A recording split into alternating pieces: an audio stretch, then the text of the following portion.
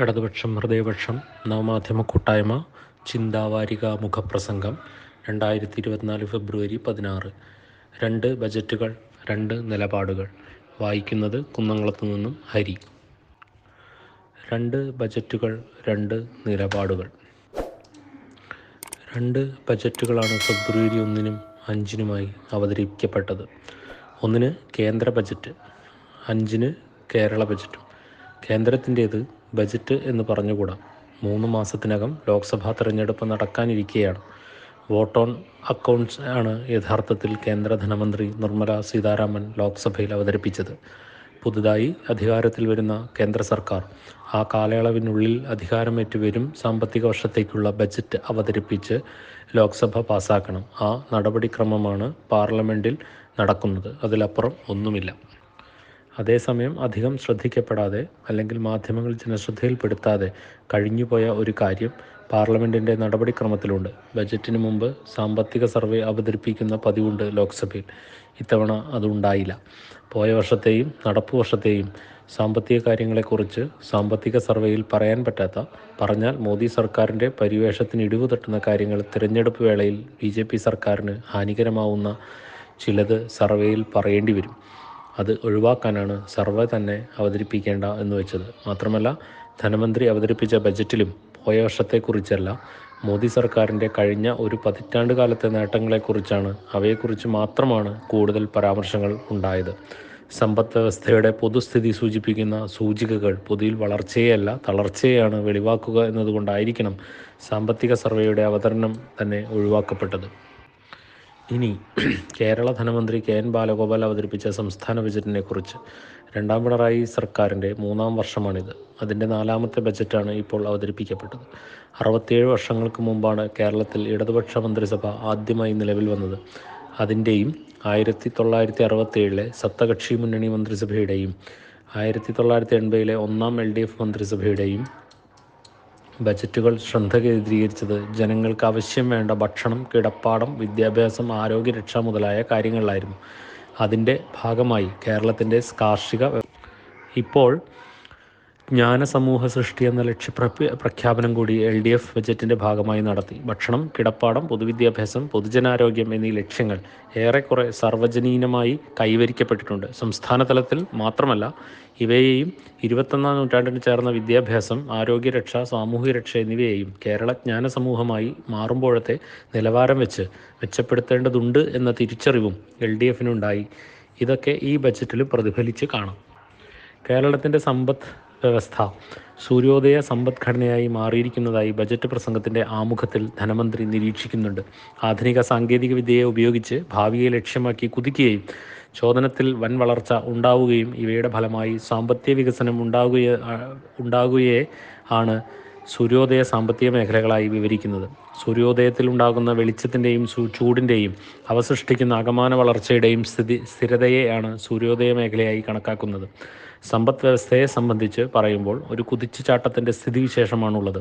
അത്തരമൊരു സ്ഥിതിവിശേഷം കഴിഞ്ഞ 8 വർഷത്തെ കേരളത്തിൻ്റെ സമ്പദ് വ്യവസ്ഥയിൽ കാണാം എന്നാണ് ബജറ്റ് പ്രസംഗം ചൂണ്ടിക്കാണിക്കുന്നത്. ഇത് ഇന്ത്യയിലെ മറ്റ് സംസ്ഥാനങ്ങൾക്കിടയിൽ സമാനതകളില്ലാത്ത മുന്നേറ്റമാണ് ഉണ്ടാക്കുന്നത്. ഉൽപ്പാദന മേഖലകളിലെയും സേവന മേഖലകളിലെയും വളർച്ചയെ വലിയൊരു മുന്നേറ്റമാക്കി മാറ്റുന്നതിന് പശ്ചാത്തല സൗകര്യങ്ങളിൽ അതിവേഗം ബഹുമുഖമായി ഉണ്ടാക്കപ്പെടുന്ന പുരോഗതിക്ക് കഴിയും. ഇതാണ് കേരളത്തിൽ 2016 മുതൽക്ക് ഇങ്ങോട്ടുണ്ടായ പുരോഗതി കാണിക്കുന്നത്. മഹാമാരിയും കോവിഡും ഉണ്ടാക്കിയ തിരിച്ചടിയെ അതിവേഗം അതിജീവിക്കുന്നതിന് ഇത് സഹായിച്ചു എന്ന് മാത്രമല്ല, വികസന രംഗത്തെ മുന്നേറ്റത്തിന് പശ്ചാത്തല രംഗത്തെ ബഹുമുഖമായ വളർച്ച ഊക്കുകൂട്ടി. അസാധാരണമായ ഈ വികസന പുരോഗതി മൂലം കേരളം തകരുകയാണെന്നുള്ള UDF BJP പ്രചരണം ജനങ്ങൾക്കിടയിൽ കാര്യമായി ഏശാതിരിക്കുന്ന സ്ഥിതിയുണ്ടായി.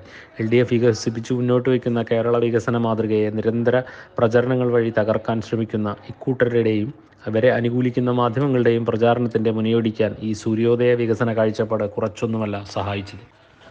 കേന്ദ്ര സർക്കാരും അതിനെ നയിക്കുന്ന ഭരണകക്ഷിയും കേരള വികസനത്തെ തകർക്കാൻ ഭരണതലത്തിലും പ്രചരണങ്ങളിലൂടെയും ചെയ്യുന്ന ദ്രോഹങ്ങൾ ചെറുതല്ല. പല ഇനങ്ങളിലായി കേരളത്തിന് കേന്ദ്ര സർക്കാർ നൽകേണ്ട നികുതി സമാഹരണങ്ങളിലെ വിഹിതം ഓരോ കാരണം പറഞ്ഞും ഒരു കാരണവും പറയാതെയും നിഷേധിച്ചുകൊണ്ടിരിക്കുകയാണ്. LDF സർക്കാരിനെതിരായി കേരളത്തിലെ ജനങ്ങളുടെ രോഷം ആളിക്കത്തിക്കുന്നതിനാണ് ഇത്തരം നടപടികൾ.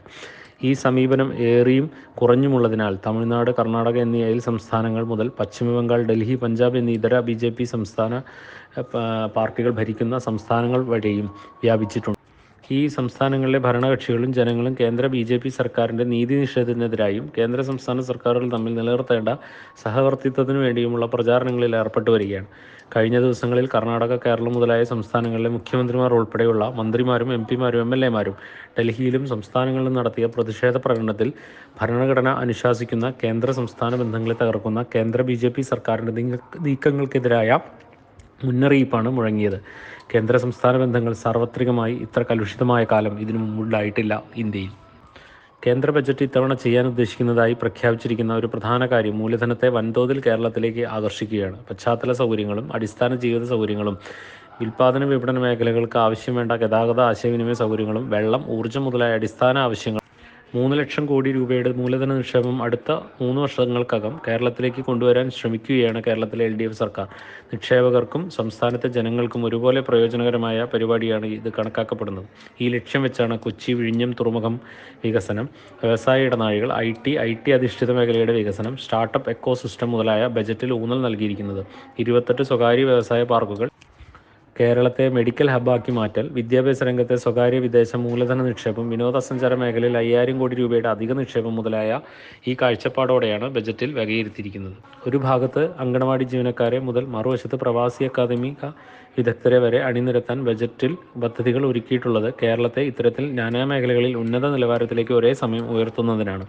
അതിദരിദ്രരെയാകെ ഈ നിലയിൽ നിന്ന് ഉയർത്തിക്കൊണ്ടുള്ളതാണ് LDF സർക്കാരിൻ്റെ ഭാവി കേരളത്തെക്കുറിച്ചുള്ള കാഴ്ചപ്പാട്. മേൽപ്പറഞ്ഞ ലക്ഷ്യങ്ങൾ വെച്ചുകൊണ്ടാണ് പൊതുവിദ്യാഭ്യാസത്തിന് 1032 കോടി രൂപ, ഉന്നത വിദ്യാഭ്യാസത്തിന് 456.71 കോടി രൂപ, വ്യവസായ മേഖലയ്ക്ക് 1729.13 കോടി രൂപ, കാർഷിക മേഖലയ്ക്ക് 1698.8 കോടി രൂപ, ലൈഫ് പദ്ധതിക്ക് 1132 കോടി രൂപ തുടങ്ങിയ പ്രധാന വകയിരുത്തലുകൾ നടത്തിയത്. കയർ, കശുവണ്ടി, കൈത്തറി, ഖാദി മുതലായ പരമ്പരാഗത മേഖലകൾക്ക് അർഹമായ വകയിരുത്തലുകൾ നടത്തി സകല ജനവിഭാഗങ്ങളെയും ബജറ്റ് ചേർത്തുപിടിക്കുന്നു. കുടുംബശ്രീ എന്ന സ്ത്രീ ശാക്തീകരണ മേഖലയ്ക്കും അർഹമായ സഹായം നൽകി അവരുടെ പുരോഗതി ഉറപ്പുവരുത്തുന്നു. ഇങ്ങനെ ചെയ്യുമ്പോൾ ആവശ്യമായ അധിക വിഭവ സമാഹരണത്തിൻ്റെ ഭാഗമായി 1067 കോടി രൂപയുടെ പുതിയ വിഭവ സമാഹരണവും സാധാരണക്കാരെ നോവിക്കാതെ ബജറ്റ് ലക്ഷ്യമിടുന്നു. ഇത്തരത്തിൽ ജനങ്ങൾക്കാകെ നന്മയും പുരോഗതിയും ഉറപ്പുവരുത്തുന്നതും വർഗീയവാദികൾക്കും അവരുമായി കൈകോർക്കുന്നവർക്കും ജനങ്ങൾക്കിടയിൽ വേരോട്ടം വർദ്ധിപ്പിക്കുന്നത് തടയുന്നതിനുമാണ് LDF സർക്കാർ ഇത്തവണത്തെ ബജറ്റിൽ ആവിഷ്കരിച്ചിരിക്കുന്ന നയസമീപനവും വികസന പദ്ധതികളും. അതുമാത്രമല്ല, സംസ്ഥാനത്തിന് രാജ്യത്തിനാകെ ഒരു മതനിരപേക്ഷ ജനാധിപത്യ വികസന മാതൃക സമർപ്പിക്കുകയും ചെയ്യുന്നു. ഇടതുപക്ഷം, ഹൃദയപക്ഷം, നവമാധ്യമ കൂട്ടായ്മ, ചിന്താ വാരിക, മുഖപ്രസംഗം ഇതോടെ സമാപിക്കുന്നു. സഖാക്കളെ